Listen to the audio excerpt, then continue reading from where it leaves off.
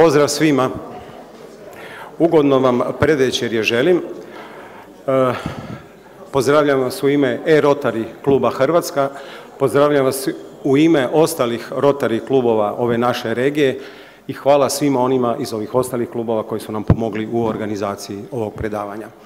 Kada organizirate ova predavanja ili ovakva predavanja, onda vam je osnovni strah, osnovna strepnja koliko će ljudi doći. Možete promašiti u odabiru mjesta, odabiru vremena, odabiru predavača ili u odabiru teme. Mjesto i vrijeme očito nismo fulali. Što se tiče odabira predavača, čim odaberete popularnog popularizatora znanosti, gospodina Korada Korlevića, isto ne možete nikako promašiti. Temu isto odabrao Korado Korlević. On je predložio kome pripada budućnost. Kome pripada budućnost? Nadam se da ćemo to saznati. Kada ulazite u ovakve priče, onda zapravo morate znati za koga držite predavanja i morate znati u ime koga držite predavanja. Bilo nam je bitno održati predavanje o tome kome pripada budućnost, prvenstveno jer u zadnje vrijeme postoje neke dileme da li je Rotary kao koncept prevaziđen, da li je kao zastario. Međutim, kad već vidite sami znak Rotarya, kotač, zupčanik, onda vam se nameće jedno pitanje, nameće vam se kretnja, pokretanje. Kretnje ili pokretanje definitivno može biti i unazad. Vrlo smo česti sami svjedoci u tome. Međutim, mi u Rotaryu želimo da kretnja bude unaprijed, da se krećemo unaprijed, jer samo ukoliko se krećemo unaprijed, samo ukoliko se prilagođavamo, ukoliko se mijenjamo, možemo prihvatiti nove izazove i možemo preživjeti. Pri tome znanje i znanost imaju važnu ulogu. Da nema znanja i da nema znanosti, e-Rotary klub ne bi imao sastanke elektronskim putem i danas se ovo predavanje ne bi streamalo širom svijeta. Bilo kako bilo, neposredna budućnost, vaša i moja, u nekoliko idućih trenutaka pripada gospodinu Koradu Korleviću. Pa Korado, izvolite.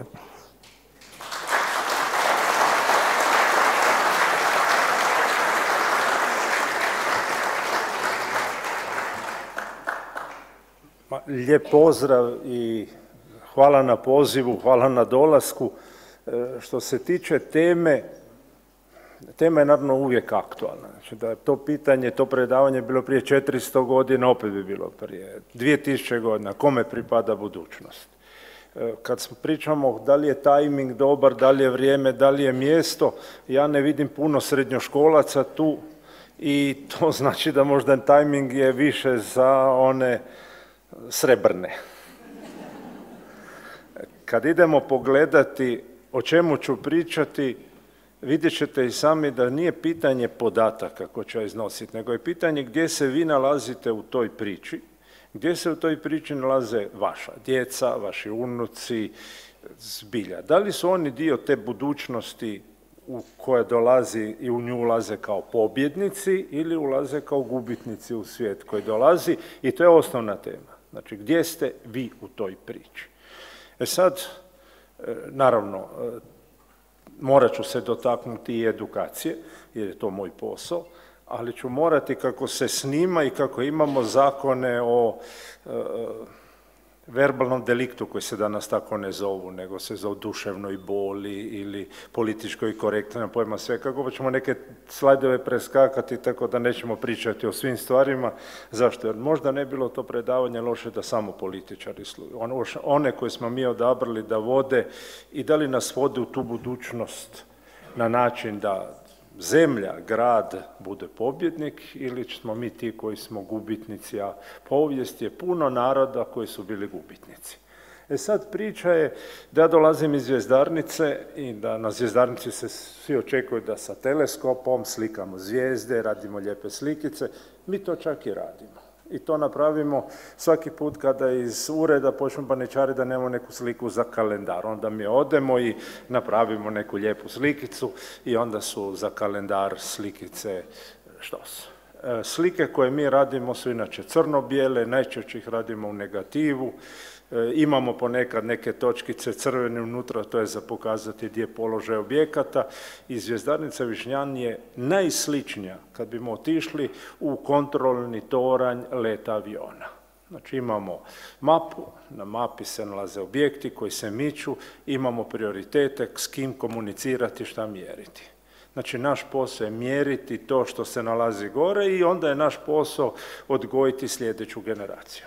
Znači godišnje kroz naše programe, ali ne samo astronomske, treba reći da astronomija čini samo 1/7 posla u Višnjanu, kroz naše programe prolazi negdje oko 600 učenika i to rezidentni programi gdje su najmanje 5 dana. Za oni koji ostaju kraće, puno više njih dolazi.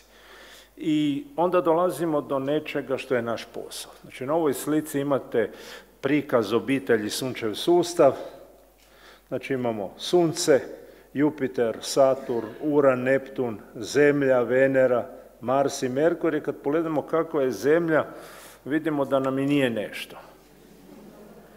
I ponekad tu sliku treba pogledati kad nam netko objašnjava koliko je problem velik.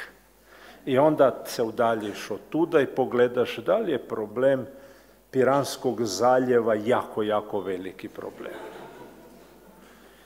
Zašto? Zato što ćemo vidjeti kroz predavanje da homo sapiens, mi, čovjek, ljudi, imamo puno veći problem. Recimo samo da nam štucne sunce, da se desi flara kakva je bila prije 150 godina, prije 160.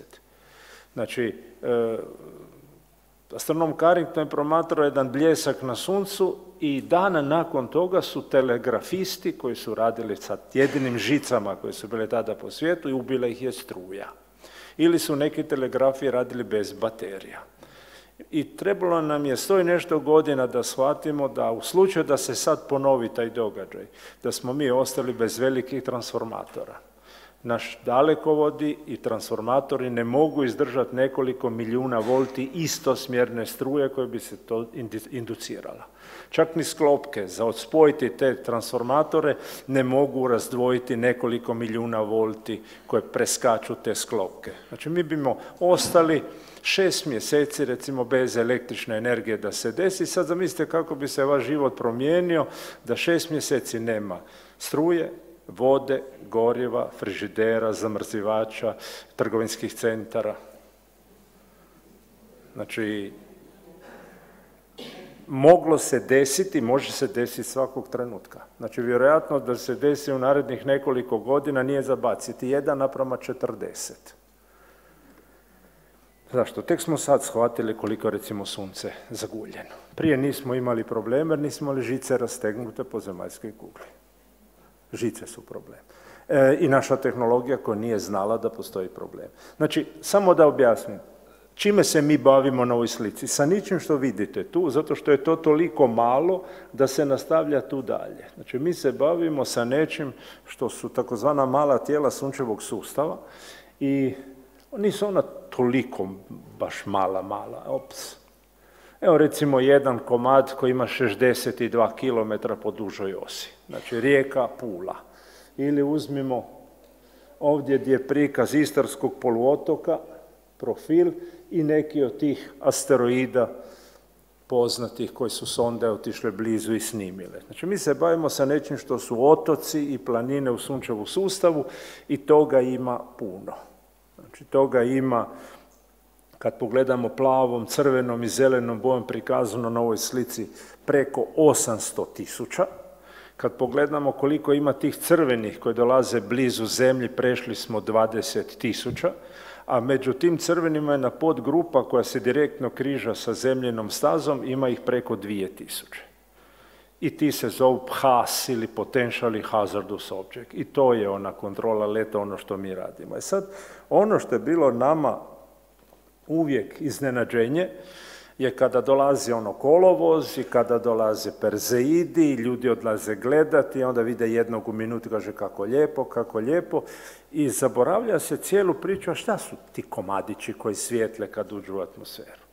Zamislite da smo tu u toj šumi u Gorskom kotaru i gledamo Perzeide i onda dođe mali medo iz šume. Da li ćete kao i za Perzide reći kako lijepi mali medo? Ili ćete si drugo pitanje postaviti? Gdje je mama? Zašto? Nismo si postavili pitanje. Ako svi Perzidi dolaze iz istog snopa, to znači da tu unutra negdje je roditeljsko tijelo od kojeg se oni otkidaju, a oni dolaze sa brzinom od 62 km u sekundi. Znači Pula, Rijeka u 1 sekundi. A mama ima 26 km. Znači mama je pola puta, ona je negdje do Labina. Kolika je kinetička energija tijela od 26 km koji ide s brzinom 72 km u sekundi, 10 puta je veća od onog koje je istrijebilo dinosaure. Kada nam dolazi mama sljedeći put blizu, imamo sljedeća 3 dolaska u sljedećih 500 godina. I nakon toga mi nemamo izračun za dalje. Znači dolazimo do nečega zašto se mi bavimo budućnosti, a to je da se tamo nalazi ključanica kaosa. Da mi čak i možemo računati položaj tijela u budućnosti, da mi možemo računati šta će se dešavati u budućnosti, ne samo tijela, nego svih procesa koji nemaju ključanice kaosa. Problem je što ključanica kaosa ima dosta i mi znamo da se dešavaju udari i znamo gdje je bio udar koji je istrijebio dinosaure, da je to na vrhu poluotoka Jukatan, centar udara današnji. Znamo koliko je mjesec narešetan udarima, znamo koliko je zemlja narešetana udarima, ali ne od prije 50 godina. Mi smo otkrili odjednom da je zemlja narešetana udarima, jer uvijek bio taj krater u svim knjigama, a onda smo otkrili da samo u pustinjama krateri liče na kratere na mjesecu, svugdje drugdje krateri su jezera. Gdje ima vode, veliku zdjelu koja se napuni vodom. I kada smo otkrili koliko ima tih malih, velikih, recimo Manikugan ima 100 km u promjeru, jedan veliki ožiljak bivšeg udara, i onda dolazimo da je Zemlja jednako narešetana kao i Mjesec, kao i Mars, kao i Merkur, kao i sva druga nebeska tijela. I onda je pitanje koliko često nam dolaze i koliko ćemo često imati udar, i tu je pitanje bavljenja budućnosti ponovno. Znači ovo je jedan dijagram američke vojske koji pokazuje koliko će mrtvih biti u slučaju da nas pogodi tijelo tih dimenzija i koliko je godišnja vjerojatnost da se desi. To je jedno drugo predavanje. Šta iz toga proizlazi? Proizlazi da mi imamo situacije i da imamo udare u kojima se ne priča. Znači, ovo je moj mobilni telefon od prije 10 godina, ajde 11. Znači, imamo SMS poruku, neki Reiner, koji mi javlja da imamo impaktor, znači tijelo koje ide na udar u zemlju, da su podaci na računalu NeoCP na Harvardu, da će biti vidljivi iz Europe za vrijeme dolaska i udara i da nije šala. I mi smo tog 10. mjeseca 2008. imali udar u Nubijsku pustinju. Znači, na ovoj satelitskoj snimci imate mjesto udara, dolinu rijeke Nil, Crveno more, Egipat, Sjeverni Sudan, i mjesto je bilo u jednoj od onih najluđih pustinja gdje čak i vegetacije nema, niko nije stradao, ali ono što je stradalo je priča. Nigdje novine u svijetu, mediji, televizije nisu objavile tu vijest. Znači, kad bi sad otišli gledati hrvatske medije, što su pisali te dane, onda bi našli da su sve bile pune neke pjevačice koje neki bogatun izbacio iz stana i ona je sva žalosna, njezina firmana robe ostala kod njega u ormaru, i Hrvati 7 dana žvaču priču o pjevačici i bogatunu, a desila se Sodoma i Gomora bez mrtvih, kao prikaz šta se dešava. I mi smo tad shvatili da smo mi prešli u drugi tip civilizacije. Znači, priča je kome pripada budućnost je kakva je ta budućnost. Mi smo već te 2008.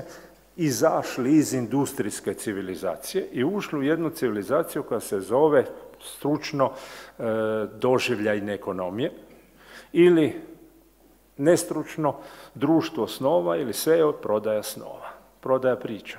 Znači, mi smo došli u zajednicu gdje najvažniji greenfield objekti jedne države su sportski objekti. Zašto? Jer je to prodaja priča ili prodaja doživlja, prodaja snova. Gdje nije u industrijskoj revoluciji, ako mi odemo sad u gimnaziju u austrijsku građu, onda ćemo naći da je laboratorij kemije, fizike, učila koje su dobili iz Beča, fantazije od fantazije, zašto? Jer je to bila industrijska revolucija i Austro-Ugarska je htjela imati najškolovanije moguće inženjere, znanstvenike koje mogli biti. Šta su glavne gradnje svih škola, osnovnih, srednjih, u zadnjih 20 godina? Sportske dvorane. Znači, niko ne gradi kemijske laboratorije, fizikalne laboratorije za robotiku, nego se grade sportske dvorane, jer dolazimo do prodaje snova. Znači, i mi smo tu zaključili, upravo se desilo nešto o čemu je Rolf Jansen pisao. Mi smo postali doživljajne civilizacija, doživljajne ekonomije, da vam sad ne pričam šta se radi, kakvi sve teleskopi postoje, kakva je mreža, šta rade Kinezi u cijeloj toj priči, šta radi Europska svemirska agencija, šta radimo mi u toj priči. Radimo u toj priči nešto čudno, da smo mi držali se starog našeg mota, najbolja praksa je glupost, best practice za stupid, i mi smo radili na svoj način. I mi smo trenutno 3. zvjezdarnica svijeta po efikasnosti u tom poslu. Ne ulazim sad zašto i kako se radi. Kad nam dolazi sljedeće tijelo na udar? 2036. To je ono za koje znamo. Ima jedna ključanica kao sa 29. prije toga, tako da ne možemo znati sa sigurnošću, nego znamo sa postotkom. Znači, nije neka velika vjerojatnost, ali Apophis od 300 metara bi nas mogao paliti 13. travnja 2036. Sad dolazimo do matematike koja opisuje da li će Apophis udariti ili neće udariti u zemlju, i to je hrpa vektora povezanih sa ključanicama. Znači, ovdje imamo, recimo, ova ključanica, ovo su mogućnosti, na kraju se desi ovaj vektor, sve drugi vektori se suše i samo je ovaj vektor moguć i svi vektori koji se naslanjaju na njega i na ključanice iza toga. Da se vratimo na drugi način, u 3 dimenzije. Nažalost, u društvu radimo o n-dimenzionalnom prostoru i ti oblaci ili cloudovi su u n-dimenzionalnom prostoru. Malo je još kompliciranije od toga. Znači, ovdje je sadašnjost, desi se ovaj vektor u ključanici i samo su ove budućnosti moguće, sve druge budućnosti se suše. Znači, mi možemo znati koje su budućnosti nemoguće. Znači, čim se desi ključanica, mi znamo, ove budućnosti više nisu moguće. Da li možemo znati detalje budućnosti koje dolaze? Odgovor je ne. Ali možemo znati nešto drugo, možemo znati generalno. Možemo znati nešto. Šta bi trebali znati djeca da u svim tim budućnostima koje su na tom vektoru budu uspješni? To znamo. I to je ono na čemu bi trebao biti baziran osnovni i srednji sav školski sustav i edukacija, a ne na pričama i pripremama djecu za industrijsku revoluciju. Znači, kako je izgledalo školstvo nekad? Industrija je trebala standardizaciju. Znači, trebali su imati svi šarafi od 6, takvu maticu, da gdje god kupiš maticu, da se može našarafiti na 6. I mi smo trebali za takve tvornice odgojiti na taj način i radnike, tako da smo uzimali djecu po godini proizvodnje, ne po interesima, i da su morali izaći iz tvornice znanja, tako da su dobili klasifikaciju o kvaliteti proizvoda od 1 do 5, kao što si klasificirao preciznost površine obrade kod obrade metala.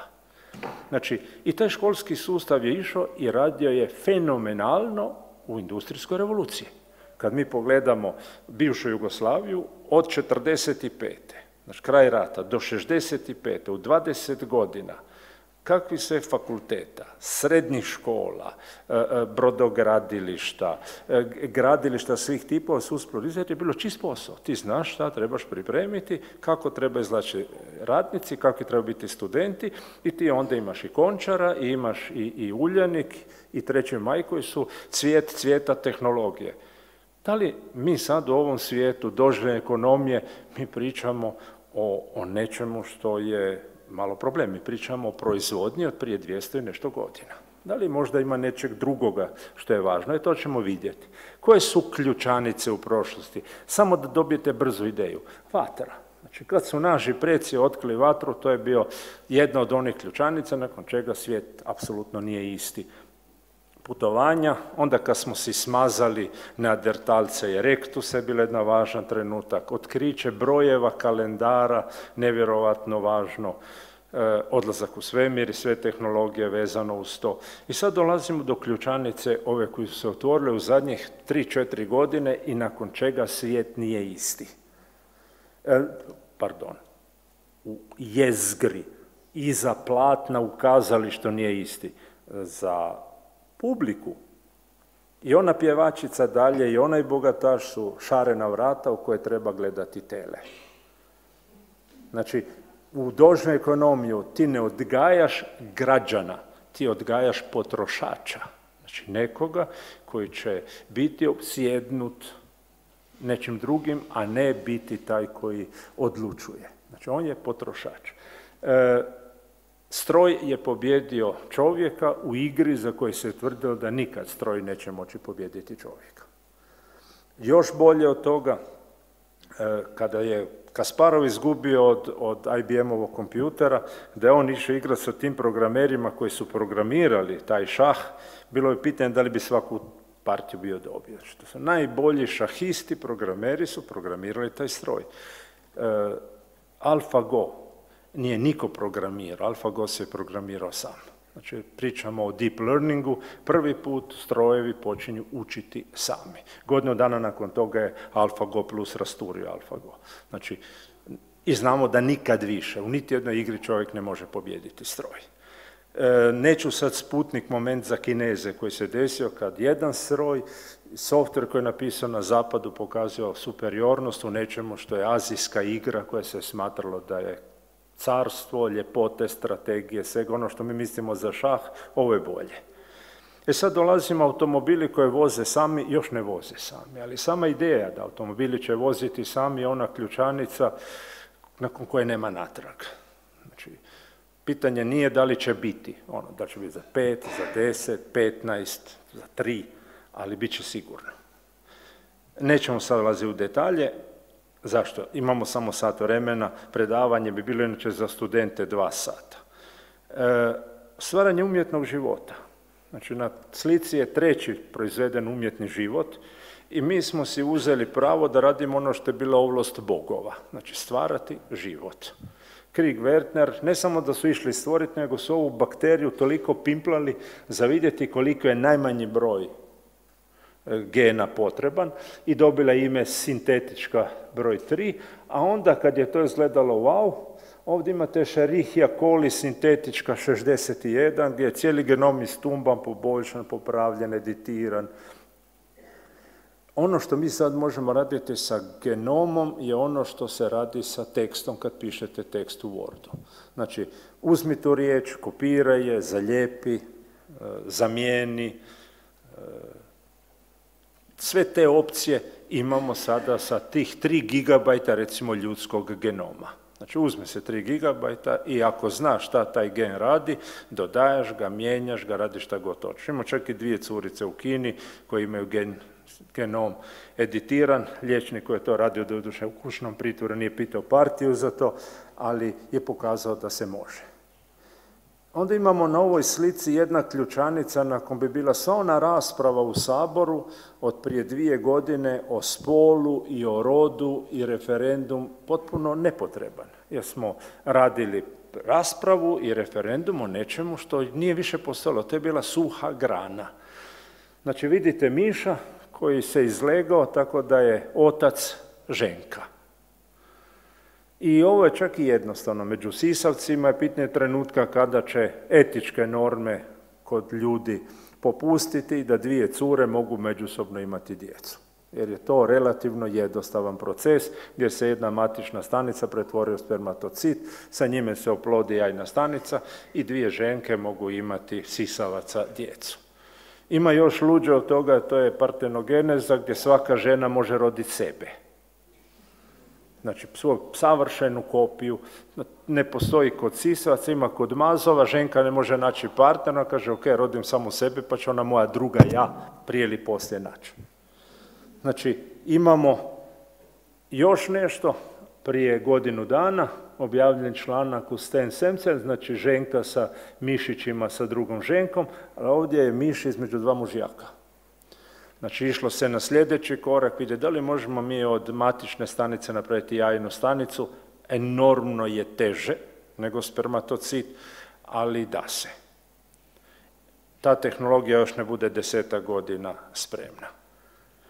I onda imamo situaciju da je sve to skupa ok, a maternica, gledate upravo janje u umjetnoj maternici kako napreduje i umjetna maternica je super, nekoliko modela postoji trenutno, usavršavaju se i trenutno se razvija jednako, ima podlogu od matičnih stanica, tako da može od nule krenuti. E sad, kad pogledamo sve nas koji smo prešli 50-tu, imamo pegulu, zato što su upravo otkrili način kako zaustaviti staranje i vratiti ga natrag.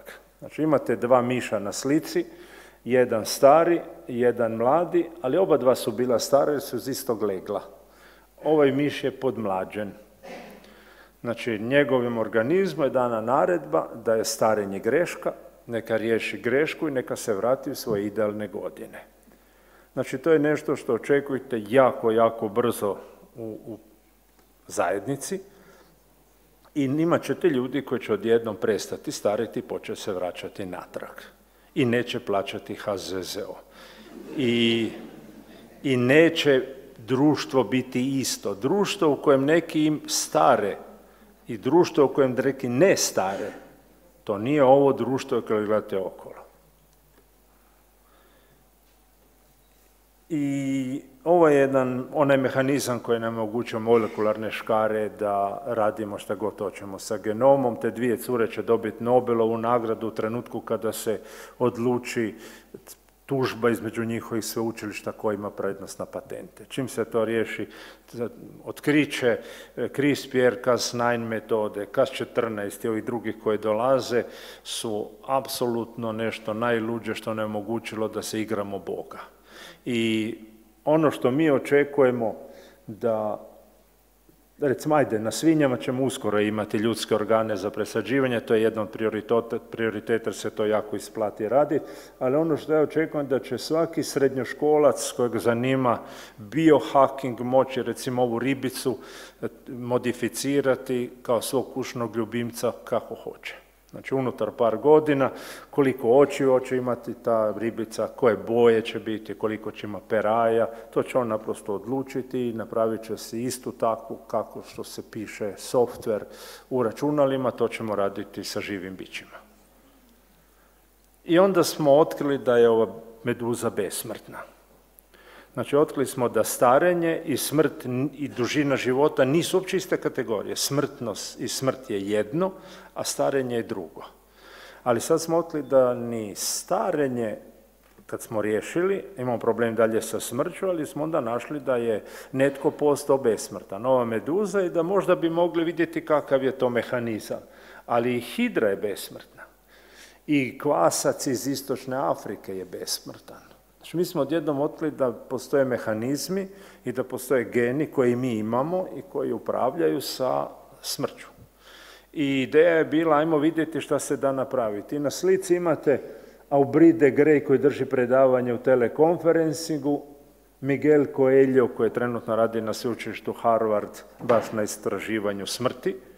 Imate učenike koji su radili istraživanje na besmrtnom kvascu koji slušaju predavanje i ovo je slika iz Višnjana, iz stare općinske vijećnice. Znači, to nije nešto što se radi u Americi negdje. To je nešto što se radi u Zagrebu, što se radi tu u Rijeci, to je nešto što se radi u Splitu, to je nešto što se radi svugdje. Jedino što je iza onog šarenog platna gdje vatreni vrište okolo svake nedelje po ulici ili svaki put kad je utakmica. Neću ulaziti puno priču o robotima, ko ima vremena neka ode na stranice Boston Dynamics i vidite šta ti roboti mogu. Znači, to je nešto što je bilo nezamislivo samo prije 3 godine. I robota ćemo imati svugdje. Kosilice, usisavači i čekamo ono malo pametniju verziju, ovi trenutno su apsolutno trubasti. Znači, sve oni poslovi gdje su opasni, dosadni, gdje imate zagađenje tog tipa da može biti opasno za ljude, naprosto će se ljude maknuti iz cijele priče i onda dolazimo do ključanice jedne koja je relativno malo vidljiva, ali je konačno smo uspjeli povezati živce i elektroniku zajedno. Znači, 60 godina pokušaja sa platinskim žicama naprosto nije išlo. Odjednom, koristeći silicijski karbid, uspjeli smo napraviti tu vezu i kreće hrpa start-up kompanija po svijetu koje će se baviti sa time da se živci i elektronika povežu zajedno. Sa svim mogućim implikacijama. Naravno, prvi su umjetnici koji to stavljaju pod kožu za zezanje, za umjetnički projekt. Imamo klinci koji se igraju tako da to stavljaju žoharima, nemaju neke velike primjene upravljati žohara sa mobilnim telefonom, ali recimo da je proof of concept ili da se pokaže kako se to radi. Cilj nije upravlja žohara, nego neko koji je paraliziran da može koristiti svoje noge. Naprosto je glupo imati kolica ako imaš noge. Treba samo premostiti taj dio koji je u prekidu i napraviti premostnicu. Ako to može napraviti elektronikom, onda smo na konju i taj dio je nešto na čemu se jako, jako sada radi. Može se to isto kupiti elektroencefalogram, uređaj za na glavu, može se upraviti tako da se pale i gase svjetla po kući ako se napravi sve skupa. Uređaj košta $80. Znači, to nije tehnologija koja je nedostupna. I onda je pitanje gdje ćemo se spojiti. Nekad su kompjuteri bili veliki kao ova dvorana, onda su se stisli kao ormar, pa su kao noćni ormarić bili, pa su nam stali na stol, pa su nam stali na koljena, pa su nam stali u džep kompjuteri. Kamo ide sljedeće stiskanje? Sljedeće bi moglo biti pod kožu. Iako pitate o mlade generacije da li bi voljeli imati telefon koji se hrani sa šećerom i koji je pod kožom i koji ima sve memorijske mogućnosti, sve ono što može taj, bi rekli koliko je to boli. 15 minuta može. I taj dio je pitanje da mi već imamo građane koji su spojeni. Znači, sve one umjetne pužnice koje su skupljene, skuplja novac okolo, ta djeca zamjenom onog mikrofona koji su nosili sa za uhom, sa Bluetoothom, imaju pristup na Alexu na mobilni telefon i potpuno je idiotska ideja pitati takvog učenika u razredu da li mi možeš nešto reći o Osijeku. I on kaže nešto o Osijeku, Alexa mu javi može i krene čitati iz Wikipedije. Zašto? Zato što oni imaju već spoj. Znači, ispod kože se nalazi antena, žica i elektrode se nalaze u pužnici i oni čuju, ili neko priča kineski, samo reče Alexa prevedi na engleski. Istog trenutka on čuje engleski jezik. Znači, mi već imamo građane koji imaju pristup internetu, sad je pitanje gdje ćemo mi drugi dobiti. Ovo nije praktično, ovo je malo više boli, malo više komedije. I odgovor je dao Elon Musk, to je jedna druga priča, sa uređajem koji može 3000 konekcija raditi u jednom satu. Trenutno su oni koji su paralizirani, cilj da im se pomogne, ali prije ili počne neko reći ja bih htio imati te 3000 elektroda direktno na mozgu za moći imati kontrolu računala. Roboti su u ratu već, na sve moguće načine i ovo je robot kojeg je poslala prvi put i američka policija da ubije čovjeka. Znači oni su zaključili da je kriminalac dobro zaštićen, da je naoružan i da je opasno i naprosto su poslali robota da ga ubije. Znači mi smo prešli već onu granicu, da li strojevi? Da, bez problema, dronovi, ovo, ono, šta god hoćemo. I onda dolazi jedna važna knjiga koja nam piše kakva je budućnost koja dolazi. Napisao je jedan danski futurolog, Rolf Jansen, knjigu je bio nazvao The Fifth Society i onda mu izdavač je rekao da to glupi naslov, neće niko kupi knjigu koja se zove The Fifth Society, onda su nazvali svijet doživljajne ekonomije, svijet prodaje snova. I to je svijet u kojem živimo. I to je svijet u kojeg imamo čak i opisanog, za ljubitelje za ljubitelje filma, to je svijet koji je opisan u filmu Truman Show, jedan od važnih društvenih filmova. Znači, isplati se pogledati, ne zato što je tema. Tema je, ili sadržaj je onako malo glupast, ali u pozadini priča je strašna. Znači, to je svijet u kojem se prodaju snovi, u kojem mi upravo sada živimo. I kada vam neko, evo recimo, ne znam li ima nekoga iz gradskog vijeća, vjerojatno ne, jer je tema čudna, ali Rijeka je dobila status ili zadatak da bude grad kulture i da to pokaže. Pitanje, biti grad kulture, da li to znači da neko ti plati i ti radiš neku kulturu ili ti iskoristiš to i napraviš takvu stvar da drugima prodaješ priče. Znači, ti ne prodaješ brodove, prodaješ priče. Znači, pitanje, kad bi sad Uljanik netko imao genijalnu ideju, što napraviti, a šta je sljedeće veliko brodogradilište? Otići ne Kinezima, nego otići u Indiju, u Bollywood i reći da li želite apsolutno ludi prostor za napraviti filmski studio Europe, gdje imate rimske ruševine, gdje imate na 3 sata vožnje brodom Veneciju i Italiju i gdje možete napraviti centar za izradu europskih filmova u Puli. I ti imaš odjednom 4-5 tisuća Indijaca koji rade filmove, nakon toga imaš do 1 milijuna turista koji žele doći vidjeti mjesta gdje su ti filmovi napravljeni. Da li je netko uspio shvatiti da u društvu gdje se prodaju snove sljedeće brodogradilište je filmski studio? Neki čineći ta, ali ne u Rimu, čineći ta u Rijeci ili čineći ta u Puli. Znači, treba razmišljati van okvira. Mi smo prestali biti industrija, civilizacija industrijska. To ne znači da će nestati industrija. Mi smo bili poljoprivredna civilizacija, pa nije nestala poljoprivreda. Mi smo bili i lovačko-sakupljačka civilizacija, pa nije lovi sakupljanje osa. To su niše, to postoji, to je zezalica, to je nešto, ili poljoprivreda. Poljoprivreda danas je toliko jednostavna, da ona čini manje od 7% BDP-a. Ali ona poljoprivreda koja je vrhunska, nije ona koja ima dobar proizvod, nego ona koja ima dobru priču. Da zbilja mislite da je istarsko maslinovo ulje toliko bolje od drugih maslinovih ulja. Ne budite smiješni. Ali su ovi uspjeli napraviti priču i sad košta, ne zna do čega da ga rade. Znači, priča. I samo treba shvatiti, mi više ne živimo u tom svijetu industrijske revolucije. Šta imamo dalje? Dalje imamo da oni koji to nisu shvatili su propali. Ajde, mi smo tu generacija koja se sjeća Kodaka i njihovih dijapozitiva. To je bilo the best of the best. Ko je izmislio digitalni fotoaparat? Kodak. Kako je mogao Kodak propasti ako je izmislio digitalni fotoaparat, imao najbolji proizvod na svijetu? Zato što nije izmislio da ljudi hoće pokazivati slike, nije izmislio sajt na kojem će ljudi pokazivati sebi slike međusobno koje su lijepe napravili. To je napravio neko drugi i Kodak ne postoji više. Ko je bio apsolutno najbolja kompanija u elektronici, u pouzdanosti, u svemu, mogo si lomiti orahe, nakon toga ići telefonirati? Ne postoji, ili postoji, ali ne bavi se poslom koje je radila i to u 10 godina.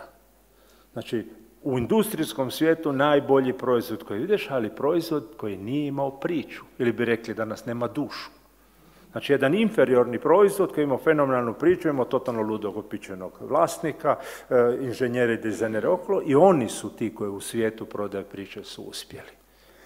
I kakav je današnji svijet? Današnji svijet je nešto što se zove kulturni kolaps. Znači, imamo svijet koji ima ogromnih problema sa pseudoznanošću, sa svim tim onome što je prodaja snova, jer zavisi ko bolje prodaje snove. Onda imate u prodaji snova jednog, najbolji imunolog Hrvatske koji kaže cijepljenje je najveći izum u medicine i Pasteur je neopisiv doprinos na čovječanstvu. Danas imamo 1,5 milijardu ljudi koji su živi samo zahvaljujući cijepljenju. I onda dođe neka pjevačica i kaže ovo cijepljenje nije dobro. Ona bolje izgleda, ona je u pravu. Znači, svijet prodaje snova funkcionira malo drugačije. Sad, kad idemo gledati dalje, ima jedan politički nekorektan film koji to, ja to ne smijem pričati o politički nekorektnim filmima, vi odete ga pogledati. Prve 3 minute su važne. I kompanija Mattel je shvatila situaciju i sad imate Barbie vatrogasac, Barbie pilot, Barbie liječnik, Barbie astrofizičar. Šta se desilo? U svijetu koji dolaze muškarci su gubitnici. Ili 70% dečki danas neće se izvući. Oni su u tom svijetu gubitnici, 30% će uspjeti i slično važi za cure, samo suprotno. 70% cura će biti nevjerojatno uspješne, 30% se neće snaći. Znači, svijet koji dolazi, ako se ne pripremi mušku djecu, oni su, završit će ožujsko pivo i završit će dernjava po ulicama i s noževima će se klati za nekog nogometaša, milijunaša koji trči za loptom. Znači, muškarci u svijetu koji dolaze, prodaju snova, ne uspijevaju se snaći. I da sad ne ulazimo u statistike, neće curama biti dobro. Jer u svijetu gdje imaš 70% luzera i ti moraš među njima tražiti partnera, jer ovih 30% jednostavno nije dovoljno za sve, je problem. Već sada u Americi profesorice znaju reći svojim studenticama, tražite ovdje, vani nema.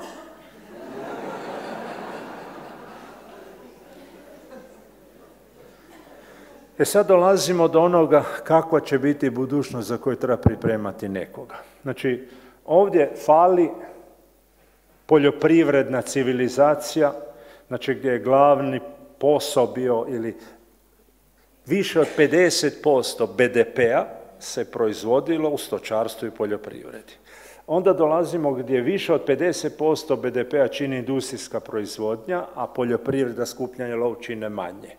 Onda jednog trenutka dolazimo u informatičko društvo gdje je informatika, prodaja informacija čini više od 50%, a industrija čini manje. I onda umjesto da završimo u tehničku civilizaciju, mi završimo u društvo snova, u doživljenu ekonomiju i imamo problem. Zato što doživljena ekonomija ne može se vratiti natrag. Znači, može ići nekamo dalje i kamo to može završiti, u principu imamo problem. Imamo problem zato što niti jedno nije idealno. Znači, budućnosti koje su moguće su svakakve, su čudne, ali imamo neke koje završavaju loše za homo sapiensa i imamo neke za koje nismo sigurni i moramo ići izmišljati na novo. Sad neću pričati o sve kod njih jer bi izgubili jako puno vremena, ali možemo se vratiti na majku mudrosti, a to je povijest. Da li smo mi imali neku situaciju gdje je car odlučio da svaki grad u carstvu mora imati stadion i gdje će najbolji predstavnici ljudskog roda pokazivati moć nad prirodom? Imamo. Da li je neko društvo imalo toliko nezaposlenih i toliko ratnika koji se vratili iz mirovine i gdje je imalo problemi, car je rekao svako ko je prijatelj cara dobiti će kruha. I toliko povijesti se sjeća da je to bilo u Rimu. Znači, svaki prijatelj cara dobije kruha, svi dobiju igara. Najveći građevinski projekt su stadioni po carstvu. Inače, drugi naziv za kruh u Hrvata je hljeb, nije samo srpski. Kako se u Hrvatskoj zovu prijatelji cara?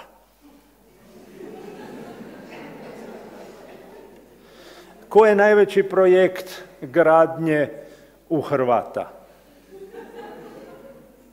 I ne samo kod nas, i u Europi, i u svijetu, svugdje. Znači, sve škole u svijetu dobivaju sportske dvorane i ne dobivaju učionice za robotiku. I onda imamo još nešto. Koji su bili najbogatiji ljudi u poljoprivrednoj civilizaciji? Veloposljednici. Ako baš pogledate faraoni, carevi, kraljevi, znači onaj koji je imao vlast zemlje. U industrijskoj revoluciji Rockefeller, Krupp, znači neko koji ima industriju. U informatičkoj industriji Bill Gates i ekipa. A tko su najbolji ili najbolje plaćeni radnici u svijetu prodaje snova? I dolazimo do, ove vrijedi i više, recimo jedan prosječni vrijedi kao 1000 liječnika, nastavnika fizike, apotekara, župnika. Znači, da li civilizacija gdje jedan zabavljač vrijedi kao 1000 onih koji drže tu civilizaciju na nogama može opstati? Odgovor inače ne. Zato što kad se pojavi kriza, ovi neki će kao i u Rimu reći, mene to ne zanima, neka sve propadne. Nemojte misliti da su barbari koji su došli do Rima slušali Rim zato što su bili dobro naoružani, što ih je bilo puno. Naprosto Rimljani nisu brigali. Da su došli barbari 300 godina prije, Rimljani si ih pojedu za marendu i ono što je bilo ostalo bi u roblje pretvorili. Znači, Rim je propao, a Rimljani ga nisu htjeli braniti. I danas da netko viče, idemo zginuti krv za ovu vlast, kolike bi jurili poginuti za ovu ekipu spasiti. Znači, mi smo jako frendovi sa zapadnim rimskim carstvom. Inače, istočno rimsko carstvo nije propalo i zna se i zašto. Samo niko se nema hrabrosti kopirati iskustva istočnog rimskog carstva. Bizant je napravio nešto što je produžilo njegov život još 1000 godina dok on nije otišao u dekadenciju i propao jer je zaboravio zašto je bio dobar. Uglavnom imamo jednog intelektualca američkog, fenomenalnog, koji je usput bio astronom, koji je rekao da ne može funkcionirati društvo gdje živi apsolutno o znanosti i o tehnologiji, a današnje generacije gotovo ništa ne zna znanosti i tehnologije. Naša generacija je znala popraviti radio i televizor. Mi smo razumjeli kako to čudo radi. Ova generacija ne razumije kako radi mobilni telefon. Da sad netko dođe i da kaže da u tom mobilnom telefonu, ne da je elektronika, nego da je specijalni čarobni kristal iz Tibeta i da to se dešava zato što su tibetski sveći, 50% im prodaš tu priču. Znamo da stvar ide na loše zato što su to matematičari rekli. Znači, matematičari koji se bave kompleksnim sustavima su rekli da je naša civilizacija u stvari rađena bez temelja i da se može urušiti u roku od nekoliko mjeseci. Znači, u potpuno nepostojanje u roku od nekoliko mjeseci. To upisuju i ekonomisti tipa Teitner. Neću vam preporučiti njegovu knjigu jer ima 600 stranica, ali možete na YouTube-u pogledati njegovo predavanje na Columbia University od sati nešto, isplati se. I onda da ne bi izgubili sve, da nam se ne ponovi, imate kraj zapadnog rimskog carstva i pali se Aleksandrijska biblioteka i mi dan danas nismo prestali žaliti za svim znanjem koje nestaje tada. Da se to ne bi ponovilo, upravo se sve znanje svijeta arhivira. Projekt Ozymandias sprema svu književnost i sva znanja, Deep Freeze sprema sav genetski materijal, tako da 100.000 godina može opstati bez da ga mi diramo. Imate digitalni genom u Švicarskoj, znači upravo se sve arhivira da nam se ne ponovi Aleksandrijska biblioteka ako nam civilizacija propadne, a ono što znamo da zbog tih ključanica koje sam prije spominjao, Homo sapiens po prvi put nakon 40.000 godina više neće biti jedina vrsta koja je inteligentna na planeti, znači imat ćemo Homo sapiense novo. To su oni koji će se genetski među nama modificirati, znači neko odluči da ovakav kakav jesi ne odgovara i da će se malo modificirati. I to ćete imati već sada na olimpijadi iduće godine, gdje će vjerojatno svjetskim prvacima uzimati dio mišićnog tkiva za provjeriti da li su njihovi mišići ili su njihovi mišići modificirani. Onda ćemo imati homo superiore. To su djeca koja će se dizajnirati, znači neki par nema djece, odlučio je otići na umjetnu oplodnju, već kada je umjetna oplodnja, ovaj pita već kad je sve tu, hoćete malo mijenjati boje očiju, poboljšati zdravlje, srce, imamo tu neke 3-4 genetska poremeća u vašoj obitelji da to popravimo. I ovaj pitao, a koliko dođe? 10.000 eura može 2 komada. Znači, taj dio ćemo malo sačekati zato što je liječnik koji je to radio u zatvoru, u taj skučnom pritvoru, ali je pitanje samo trenutka kad se drugi javiti. I onda imamo homo simbiote, to su oni koji hoće sa elektronikom se spojiti, sad imamo umjetnike, imamo invalide ili imamo hendikepirane, imat ćemo uskoro sve one koji budu htjeli imati svu moć računala, memorije, procesiranja, dostupno ovako. I onda nakon toga će htjeti svi, jer će ti biti toliko superiorni da ćeš morati se pobrinuti da ih loviš. I onda imat ćemo naravno strojeve pametne, zato što jedan od velikih ključanica nam je singularitet, a to je trenutak kada strojevi budu pametniji od nas i samosvjesni. Znači, taj trenutak kad samosvijest se pojavi, to je najveća ugrozba za nas koja postoji. Ako opstanemo tu ugrozbu, onda smo dobri još nekoliko tisuća godina bez problema. Ali ako stroj zaključi da je najveća opasnost za njega na zemlji smo mi, onda nas vjerojatno neće biti. I onda da postoje pitanje, nisam nigdje dirao etičke probleme, jer bi svaki slajd imao ono priča za sebe. Da li mi nešto može otići krivo? Naprosto sve. Da li ste čuli neku priču ili neku legendu gdje čovjek se igrao Boga i nije se biće koje je stvorio okrenulo protiv njega? Ja ne znam baš. Znači, uvijek mi moramo platiti čudovište koje smo stvorili. I taj dio, na kraju čovjek se okrenuo protiv Boga. Ne postoji mogućnost da se ne desi. Radi se na tome, za ljubitelje filmova, televizijskih serija, imate televizijske serije, imate filmove o apsolutnoj kontroli, o inteligenciji, o umjetnoj inteligenciji, o samosvijesti, i onda dolazimo do priče o edukaciji, što bi bila jedna od tema, a šta napraviti sada?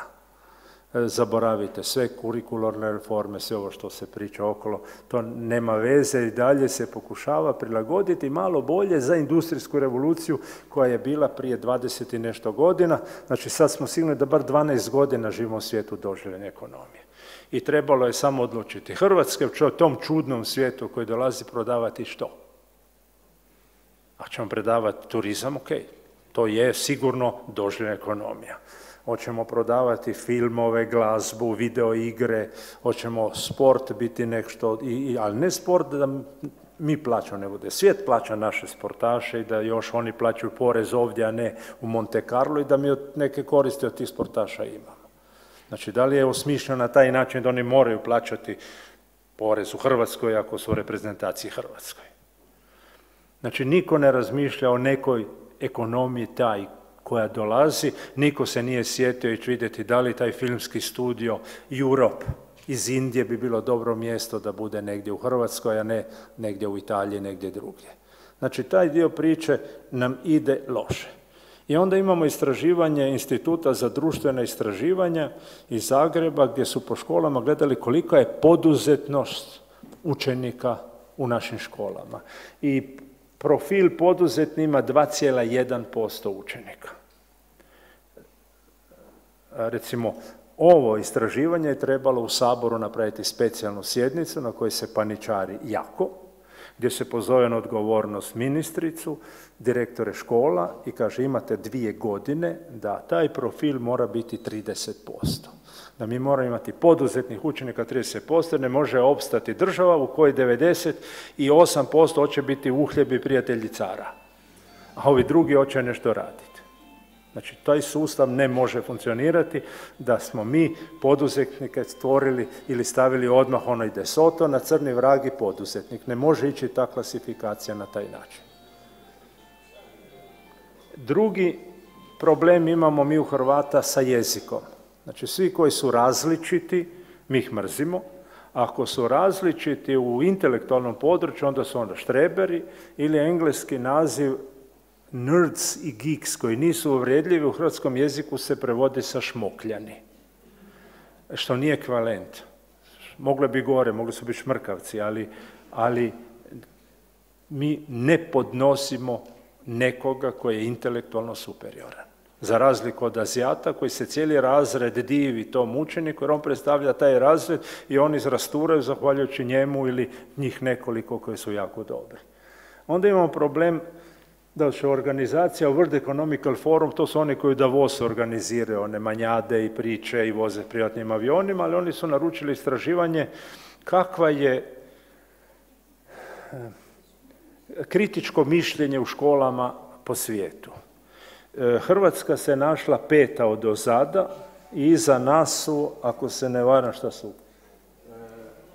Gvineja, Maroko, Haiti. Pogledajte tko je sve ispred. Još jedna hitna sjednica Sabora za vidjeti, a šta ćemo s tim? Ti, znači, našem učeniku možeš prodati staru kamionsku gumu za svemirsku stanicu, on neće kužiti da ti si ga prevario. Prodat ćeš mu novi izvor vode nekome u svijetu i niko neće skužiti da je to glupost. Znači, kritičko mišljenje je nešto što je nestalo, hitna sjednica Sabora za nešto ovako. Joj, ovo se prenosi na internetu, nije dobro. Neću onda objašnjavati ovu krivulju koja je to katastrofa, jer ovdje bi bilo čak i ljudi koji bi se uvrijedili. I ovo isto jedna priča. Uzeo sam 2 investicije iz Istre i šta bi to značilo u novcu? Znači, jedan kružni tok i osvjetljene dizalice, to vam je 20 godina vrhunske edukacije u Istarskoj županiji na razini Izraela. Za sve učenike koji imaju neke ekstra sposobnosti. Ovo ne pričamo na razini Izraela fizika, elektronika. Ti imaš učenika koji ima zeleni prst, to je zeleni palac, vrtlar kakvog treba sanjati. On nema šta radi preko ljeta, pa ideš. Ako si taj vrtlar, ideš u poseban workshop gdje radiš sa vrtlarstvo, s najboljima vrtlarima države i gdje razvijaš svoje sposobnosti. Moto Izraela, premala smo država da nam jedan talent propadne. Ima ih 9 milijuna. Ovo je za Istarsku županiju. Onda sam htio vidjeti da li ima neki primjer interesantan, onda sam našao ljeto na Savi i ovdje imamo sliku ljeta na Savi, njih 10 koji su bili i za to bi mogli 2 godine za sve učenike Hrvatske koji imaju neki talent organizirati program na razini Izraela. Znači za jedan, nazovimo ga društveno, nešto projekt Grada Zagreba. I onda je neko postavio pitanje, kakva je budućnost Hrvatske i ima udruga, ima ljudi koji se nisu pomirili. Znači ovo vidite jedan laboratorij koji nije državni, koji nije iz javne ustanove, nego je jedna udruga organizirala za molekularnu biologiju i mikrobiologiju. Onda imate razne ljetne škole koje se odvijaju, gdje razne organizacije za djecu organiziraju programe koje bi inače bio posao države da to bar plati. Robotike razne, istraživanja. I onda imamo nešto što je rekao jedan jako pametan homo sapiens, jer u ovom priči preživljavanja homo sapiensa nema nacije, nema rase. Ovdje ćemo mi kao homo sapiens opstati ili ćemo nestati.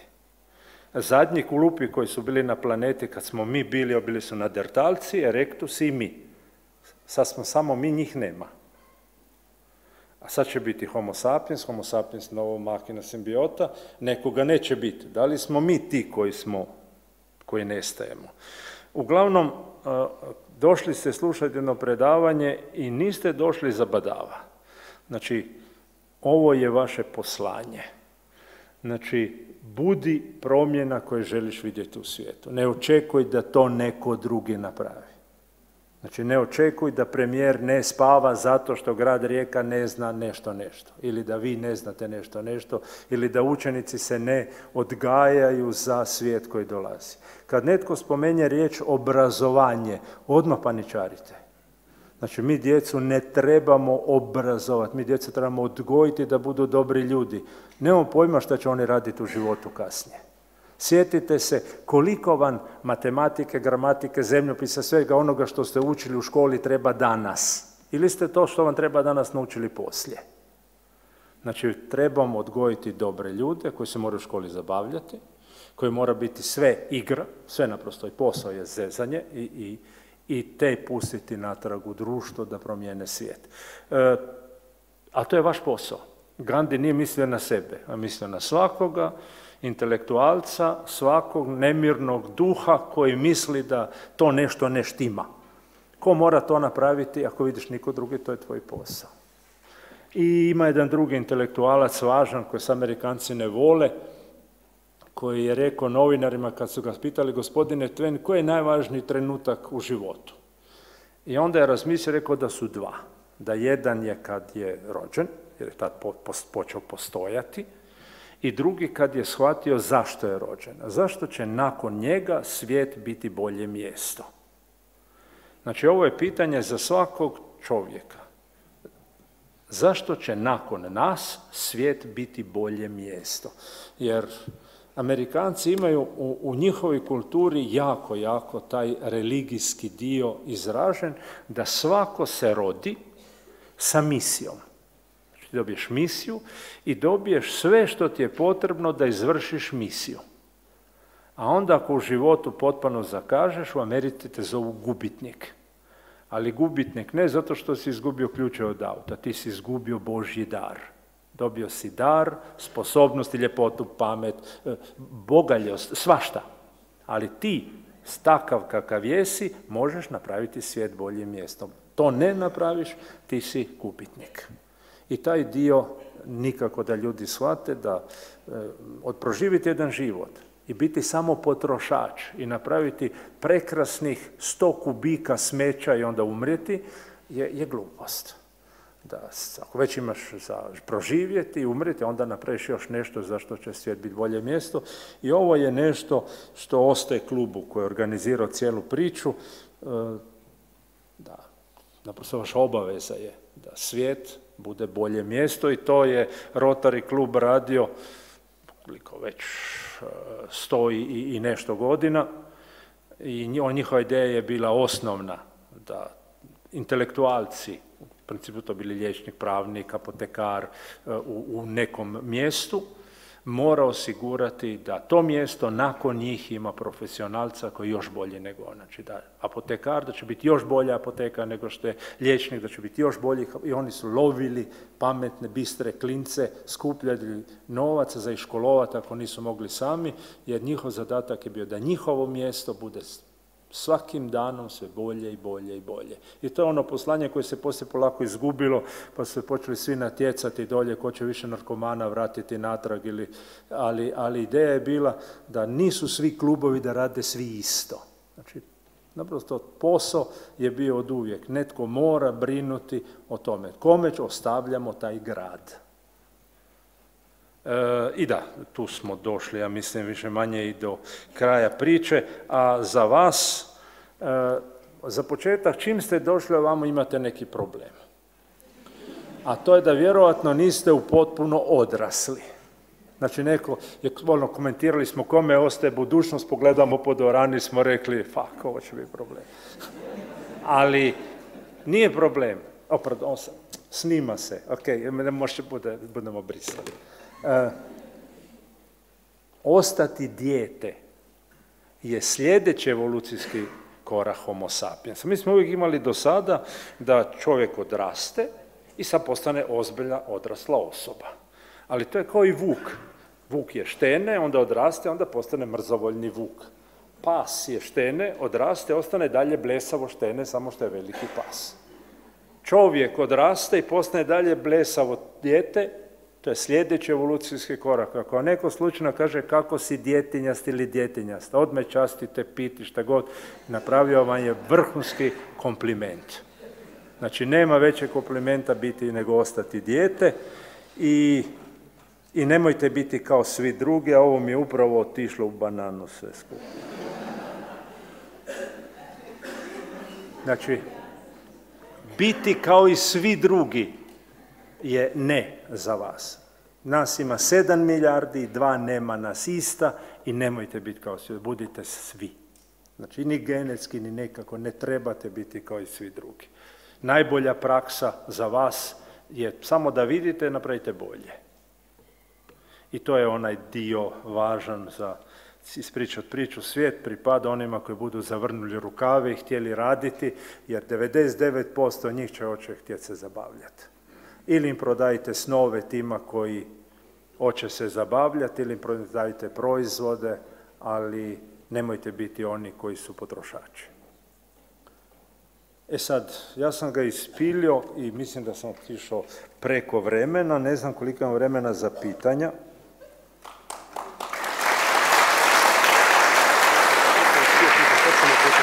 Ako hoće pitanje.